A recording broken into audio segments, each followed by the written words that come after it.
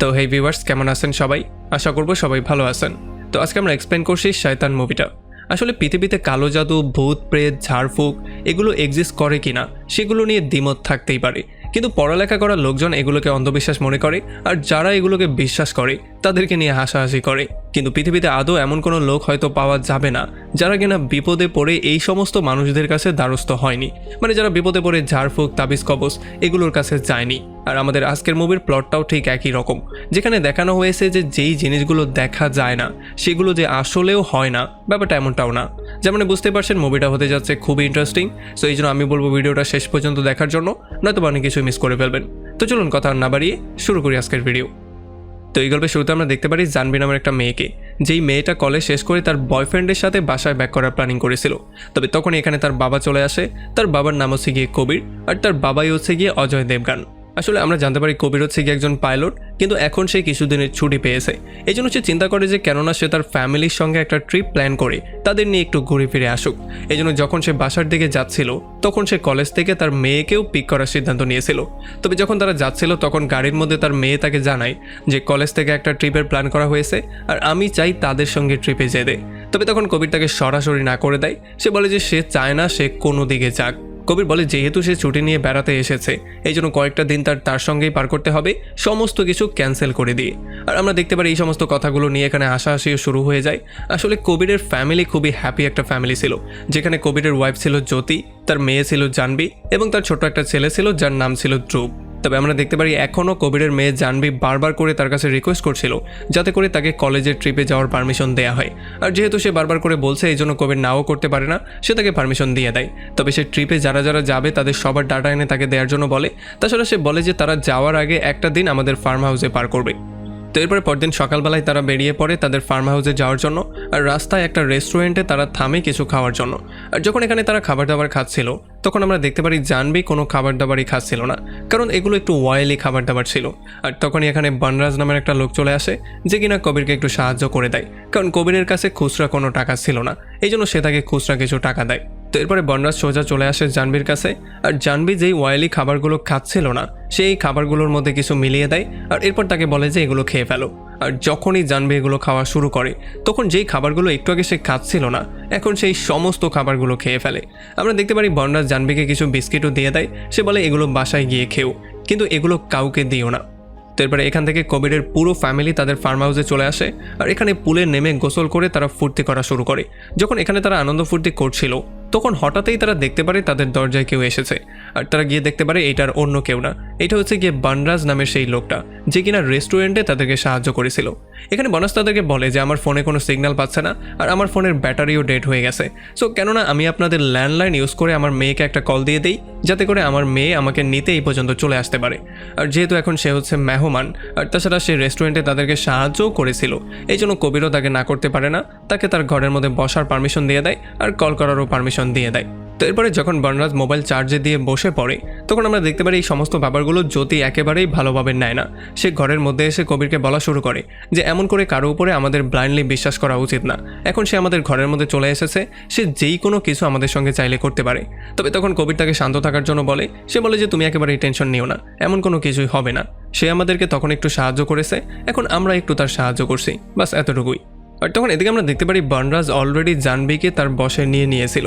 সে তার কাছে তার সমস্ত গোপন ব্যাপারগুলো জিজ্ঞেস করা শুরু করে, যেমন তার বয়ফ্রেন্ড সম্পর্কে এবং তারা কোন দিকে ট্যুর দিচ্ছে সেই সমস্ত প্ল্যান সম্পর্কে। আর এরপর সে তাকে আরও বসে করে তার ফ্যামিলির প্রত্যেকটা মানুষ সম্পর্কে আরও ডিটেইলি জেনে নেয়। মানে এখন বনরাজ তাদের সম্পর্কে সমস্ত কিছু জেনে গিয়েছে। আর এর একটু পরে যখন জ্যোতি আর কবির নিচে আসে তখন তারা দেখতে পারে তাদের মেয়ে বনরাজের সমস্ত কথাগুলো শুনছিল। এগুলো দেখার পরে তো তারা পুরোপুরি শকড হয়ে যায়। তারা বুঝতেই পারছিল না যে এইটা কি করে সম্ভব। এই জন্য কবিরের মাথা একটু গরম হয়ে যায়। এই জন্য সে বলে যে আচ্ছা ঠিক আছে, যা হওয়ার সেটা হয়ে গেছে, তুমি যেই কাজের জন্য এসেছিলে সেটা হয়ে গেছে, এখন এখান থেকে বেরিয়ে চলে যাও। তবে বনরাজ তাকে সরাসরি না করে দেয়। সে বলে যে আমি এখান থেকে চাইলেও যেতে পারবো না, আর তুমি চাইলেও আমাকে এখান থেকে বের করতে পারবে না। যদি বিশ্বাস না হয় তাহলে ট্রাই করে দেখতেই পারো। তো এরপরে যখন কবির তার হাত ধরে টেনে তাকে বের করে দেওয়ার ট্রাই করছিল তখন বনরাজ জানবিকে বলে যে তোমার বাবাকে বলো যাতে করে আমাকে এখান থেকে বের না করে, আর তোমার বাবাকে যেই কোনো ওয়েতে আটকাও। আর এইটা শোনার সঙ্গে সঙ্গে আমরা দেখতে পারি জানবি তার বাবার সামনে চলে আসে আর তার বাবাকে যেই কোনো ওয়েতে আটকানোর ট্রাই করে, আর তার বাবাকে সে ধাক্কা পর্যন্ত দিয়ে পেছনে সরিয়ে দেয়। এরপর সে বলে যে আঙ্কেল কোথাও যাবে না, আঙ্কেল এখানেই থাকবে। আর এটা শোনার পরে তো জ্যোতি আর কবির পুরোপুরি শক্ট হয়ে যায়। তারা বুঝতেই পারছিল না তার মেয়ে কেন তাদের বিরুদ্ধে চলে গেল। আর তখন আমরা দেখতে পারি বনরাজ আবারও ঘরের মধ্যে গিয়ে সোজা সোফার উপরে বসে পড়ে। এখানে বনরাজ কবির আর জ্যোতিকে বলে যে তোমাদের মেয়ে জানবি এখন পুরোপুরি আমার কন্ট্রোলে আছে, আমি তাকে দিয়ে যেই কোনো কিছু করাতে পারবো, আমি যেইটাই বলবো সে সেটাই শুনবে। তবে আমরা দেখতে পারি কবির আর জ্যোতি কোনোভাবে এটা বিশ্বাস করছিল না। এই জন্য প্রমাণ দেওয়ার জন্য বনরাজ জানবিকে বলে সে যাতে করে চা পাতির প্যাকেটটা নিয়ে কাঁচা চাপাতি খাওয়া শুরু করে। আর এটা বলার সঙ্গে সঙ্গেই জানবি চা পাতির প্যাকেট খুলে কাঁচা চাপাতিগুলোকে খাওয়া শুরু করে। আর যখন জ্যোতি এই ব্যাপারগুলো দেখতে পারে তখন সে একটু বেশি শক্ত হয়ে যায় আর সে গিয়ে তার মেয়েকে থামানোর ট্রাই করে। তবে তখনই বনরাজ আবার ক্লিয়ার করে তাদের দুজনকে এটা জানিয়ে দেয় যে আমি যেই জিনিসটা বলবো যদি সেই জিনিসটা সে না করে তাহলে আমি তাকে দিয়ে আরও বড় কিছু করানোর ট্রাই করব। এরপরে বনরাজ জানবিকে থাপ্পড় দেওয়ার জন্য বলে, তাও আবার নিজেকে। আর এটা শোনার সঙ্গে সঙ্গে জানবি তেমনটাই করা শুরু করে, সে নিজেকে 3-4টা থাপ্পড় দিয়েও দেয়। আর এইটা দেখার পরে তো কবির আর জ্যোতির অবস্থা আরও খারাপ হয়ে যায়। তারা বুঝতেই পারছিল না যে এইটা কি করে সম্ভব হতে পারে। আর তখন এদিকে বনরাজ জানবিকে কান্না করার জন্য বলে, আর এটা শোনার সঙ্গে সঙ্গে জানবি কান্নাকাটি করা শুরু করে। আর এরপর তাকে কান্নার মাঝখানে সে হাসার জন্য বলে, আর একটু পরে সেটাকে মিক্স করার জন্য বলে। আমরা দেখতে পারি যেইভাবেই ওয়ার্ডার দিচ্ছিল জানবি ঠিক তেমন করেই ওয়ার্ডার পালন করার ট্রাই করছিল। তো আমরা দেখতে পারি কিছুক্ষণ ব্যাপারটা ঠিক এমন করেই চলতে থাকে। সে কতক্ষণ কান্না করে, কতক্ষণ হাসে, মাঝে মধ্যে দুইটা একসাথেই করা শুরু করে। আর এই সমস্ত ব্যাপারগুলো দেখার পরে কবির আর সহ্যই করতে পারে না। এই জন্য সে বনরাজকে বলে যে তুমি যা চাও সেটা দেওয়ার জন্য আমরা ফুললি রেডি আছি, তুমি কি চাও সেটা আমাকে বলো, তবে আমার মেয়েকে তুমি সুস্থ করে দাও। তবে তখন বনরাজ তাকে বলে যে আমি তোমার মেয়েকেই চাই, আসলে তোমার মেয়ে যেহেতু আমার বসে চলে এসেছে এই জন্য আমি পারমিশন চাই তোমার মেয়েকে এখান থেকে নিয়ে যাওয়ার। এখন যদি তুমি পারমিশন দিয়ে দাও তাহলে তো তার কষ্ট একটু কম হবে, তবে যদি তুমি পারমিশন না দাও তাহলে তার কষ্ট অনেক বেশি হবে। তবে যখন কবির তাকে সরাসরি না করে দেয় তখন বনরাজ মাথা গরম করে জানবিকে ওয়ার্ডার দিয়ে বলে যে এই কথার উপরে তোমার বাবার গালে জোরে একটা চড় মারো। আর এইটা শোনার সঙ্গে সঙ্গেই জানবি গিয়ে তার বাবার গালে জোরে একটা চড় মেরে দেয়, কারণ বনরাজ তাকে এমনটা করতে বলেছে। যার মানে আমরা এই ব্যাপারটা ক্লিয়ারলি বুঝতে পারি যে এখন আর জানবির হাতে তেমন কিছুই নেই, সে হয়ে গেছে বনরাজের হাতের একটা কাঠপুতুল। বনরাজ তাকে যেইভাবে নাড়াবে সে সেইভাবেই নড়বে, সে তাকে যেটাই করতে বলবে সে বাধ্য হয়ে সেই জিনিসটাই করবে, তার চিন্তা ভাবনা করার শক্তি পর্যন্ত হারিয়ে গেছে। আর এই সমস্ত ব্যাপারগুলো দেখার পরে কবির তাকে জিজ্ঞেস করে যে তুমি এই সমস্ত কাজগুলো করে আসলে কি পাবে, আমাদের ফ্যামিলি নষ্ট করে তোমার হাসিলটা কি হবে। তবে তখন আমরা দেখতে পারি বনরাজ তাকে এটা ক্লিয়ার করে জানিয়ে দেয় যে সে আসলে একটা শয়তান। আর সে এটাও বলে যে জানি তোমরা এই ব্যাপারটা বিশ্বাস করবে না, তবে যেটা দেখা যায় না সেটা যে হয় না ব্যাপারটা আসলে এমনটাও না। সো এই জন্য আমি শুধু আর শুধুমাত্র তোমার মুখ থেকে এইটা শুনতে চাই যে তুমি আমার মেয়েকে নিয়ে যেতে পারো। আর যদি তুমি এমনটা না করো তাহলে তার কষ্ট তো আরও বেশি বেড়েই যাবে, ভবিষ্যতে জানবির সামনে তোমার প্রেমও চলে আসতে পারে আর সে বশীকরণের মাধ্যমে তোমার দিকে মুগ্ধও হয়ে যেতে পারে। তবে আসলে কবির তাকে কোনোভাবেই পারমিশন দিচ্ছিল না, সে এখন পর্যন্ত তাকে না বলছিল। আর এইটা শোনার পরে তো বনরাজের মাথা একটু বেশি গরম হয়ে যায়, এই জন্য সে জানবিকে একটা লাথিই মেরে দেয়। তবে এই সমস্ত ব্যাপারগুলো কবিরের ধৈর্য সীমার লিমিট ক্রস করে ফেলে, কবির এগুলো সহ্যই করতে পারছিল না। এই জন্য সে গিয়ে বনরাজকে পেটানো শুরু করে আর তাকে গলা টিপে মেরে ফেলার ট্রাই করে। তবে এই সুযোগে বনরাজ আবার জানবিকে অর্ডার দিয়ে বলে দেয় যাতে করে সে তার ছোট ভাই ধ্রুবকে পিটিয়ে একটু বেশি আহত করে দেয়। আর এটা শোনার সঙ্গে সঙ্গে জানবি তার ছোট ভাইকে ধরে তার মাথা সিঁড়ির পিলারের সঙ্গে বাড়ি দিয়ে দিয়ে তাকে আহত করে ফেলে। আর এটা দেখার সঙ্গে সঙ্গে কবির আর জ্যোতি তার ছোট ছেলেকে ভালো করার জন্য তাকে নিয়ে দ্রুত ছাদে চলে আসে আর তার মাথায় ব্যান্ডেজ করা শুরু করে। মানে এই ফাঁকে সে বনরাজকে আর কিছু করতে পারে না। এখানে কবির জ্যোতিকে বলে যে আমাদের যেই কোনো ওয়েতে কিছু একটা করতে হবে, কারণ যদি আমরা কিছু না করতে পারি তাহলে এই লোকটা আমাদের পুরো ফ্যামিলিকে ধ্বংস করে দিবে। আর তখনই কবিরের মনে পড়ে তার ব্যাগে অফিসের একটা ফোন আছে যেটার সাহায্যে তারা চাইলে কারোর সাথে কন্ট্যাক্ট করতেই পারে, কারণ বনরাজ জানবিকে বশ করে তাদের সমস্ত মোবাইল ফোন এবং এখানে সমস্ত ল্যান্ডলাইনগুলোকেও কেটে দিয়েছে, যে জন্য তারা বাইরের কারোর সাথে আর কন্ট্যাক্টই করতে পারছে না। আর এগুলো বলার পরে যখনই সে আবারও লবিতে ব্যাক করে তখন সে দেখতে পারে বনরাজ আগে থেকেই প্রচণ্ড রাগের মধ্যে ছিল, কারণ কবির তার উপরে হাত উঠিয়েছে আর তাকে মারার ট্রাই করেছে। এই জন্য সে জানবিকে অর্ডার দিয়ে বলে দিয়েছে যে যদি এইবার তোমার বাবা মা আমার কাছেও আসার ট্রাই করে তাহলে তাদের উপরে একটুও দয়া না করে এই চাকু দিয়ে তাদের সবাইকে খুন করবে। আর যেহেতু আমি একটু বেশি আহত হয়ে গেছি সো আমি এখানে একটু রেস্ট করছি, তুমি আমাকে পাহারা দাও। আর এটা বলেই যখন সে রেস্ট করা শুরু করে তখন আমরা দেখতে পারি জানবি এখানে পুতুলের মতো বসে বসে তাকে পাহারা দেওয়া শুরু করে। এরপরে যখনই কবির একটু সামনে আগানোর ট্রাই করে তখন জানবি তাকে চাকু দিয়ে আঘাত করার ট্রাই করে, সেই জন্য কবির আবারও পেছনে চলে যায়। আর তখন আমরা দেখতে পারি বনরাজও আবারও উঠে দাঁড়া হয় আর সে বলে যে যদি এখনও তোমরা পারমিশন না দাও তাহলে চলো এখানে বসে বসে বোর না হয়ে আমরা একটু এন্টারটেইনই করে নিই। এরপর সে মিউজিক প্লে করে আর জানবিকে ডান্স করার জন্য বলে। আমরা দেখতে পারি জানবি পাগলের মতো ডান্স করা শুরু করে, অনেকক্ষণ ধরে ডান্স করতে করতে সে পুরো ক্লান্তই হয়ে যায়। তবে তবুও সে ডান্স করেই যাচ্ছিল, কারণ বনরাজ তাকে অর্ডার দিয়েছে। এই অর্ডার পালন না করে উপায় নেই, কারণ সে বশীকরণের মধ্যে আছে। আসলে বনরাজ ইচ্ছা করেই জাহ্নবীকে বারবার করে কষ্ট দিচ্ছিল, যাতে করে তার বাবা মা সহ্য করতে না পেরে তার মেয়েকে নিয়ে যাওয়ার পারমিশন দিয়ে দেয়। তবে এখন পর্যন্ত তার বাবা মা কোনোভাবেই পারমিশন দিতে চাইছিল না, তারা বারবার করে না করছিল। এই জন্য বনরাজ তাদের সবাইকে বলে যে আচ্ছা ঠিক আছে, যদি তোমরা দিতে না চাও তাহলে এই গেমটাকে আমারও আরও এক্সট্রিম লেভেলে নিতে হবে। মানে এই গেমটা আস্তে আস্তে করে খারাপ থেকে খারাপতর হবে। তোমাদেরকে আমি 5 মিনিট সময় দিলাম। তোমাদের ছোট ছেলে ধ্রুবকে তোমরা যেই কোনো জায়গায় লুকিয়ে ফেলো, কারণ 5 মিনিট পরে তোমাদের বড় মেয়ে মানে জাহ্নবী তোমাদের ছোট ছেলেকে খুঁজে বের করার ট্রাই করবে, আর যখনই সে পেয়ে যাবে তখন সে নির্মমভাবে তাকে হত্যা করবে। এখন এটা শোনার সঙ্গে সঙ্গেই কবির আর জ্যোতি দৌড়ে চলে যায় তার ছোট ছেলের কাছে, আর তাকে তারা লুকানোর ট্রাই করে। আর যখনই 5 মিনিট কমপ্লিট হয়ে যায় তখনই বনরাজ জাহ্নবীকে অর্ডার দিয়ে দেয় যাতে করে সে তার ছোট ভাইকে খুঁজে বের করে আর তাকে নির্মমভাবে হত্যা করে। এটা শোনার সঙ্গে সঙ্গেই সে একটা চাকু নিয়ে দৌড়ে চলে আসে ছাদে তার ছোট ভাইকে মারার জন্য। তবে আসলে এখানে তার ভাই ছিল না, এই জন্য সে তাকে চারপাশে খোঁজা শুরু করে। তবে সেখানে যেহেতু কবির ছিল এই জন্য কবির তার মেয়েকে কন্ট্রোল করার ট্রাই করে। তবে আসলে সে তাকেও কোনোভাবে কন্ট্রোল করতে পারছিল না। মনে হচ্ছিল তার শরীরের মধ্যে ভয়ঙ্কর কিছু পাওয়ার চলে এসেছে, সে একটু বেশি শক্তিশালী হয়ে গেছে। কবির কোনোভাবেই তাকে কন্ট্রোল করতে পারছিল না।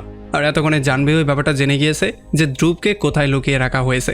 আসলে ধ্রুব ছাদেরই একটা কোণায় লুকিয়েছিল, এই জন্য সে দৌড়ে তার কাছে যায় আর তাকে ধাক্কা দিয়ে সোজা ছাদ থেকে নিচে ফেলে দেয়। আর এই জন্য ধ্রুবের অবস্থা প্রচণ্ড খারাপ হয়ে যায়, যার মানে এখন আর মলমপট্টি করে তাকে বাঁচানো যাবে না। তাকে বাঁচাতে হলে তাকে এখন হসপিটালে নিতে হবে। আর এই জন্য বাধ্য হয়েই কবির আর জ্যোতিকে পারমিশন দিয়ে দিতে হয়, আর তাদেরকে বলতে হয় যে তুমি আমার মেয়েকে নিয়ে যেতে পারো। আসলে যেহেতু তাদের ছেলের জীবনও তাদের সেভ করতে হতো, এই জন্য তাদের মেয়েকে স্যাক্রিফাইস করা ছাড়া তাদের কাছে অন্য কোনো অপশনও ছিল না। তবে তাকে নিয়ে যাওয়ার আগে কবি রিকোয়েস্ট করে বলে যে সে শেষবারের মতো তার মেয়ের সঙ্গে মিট করতে চায়।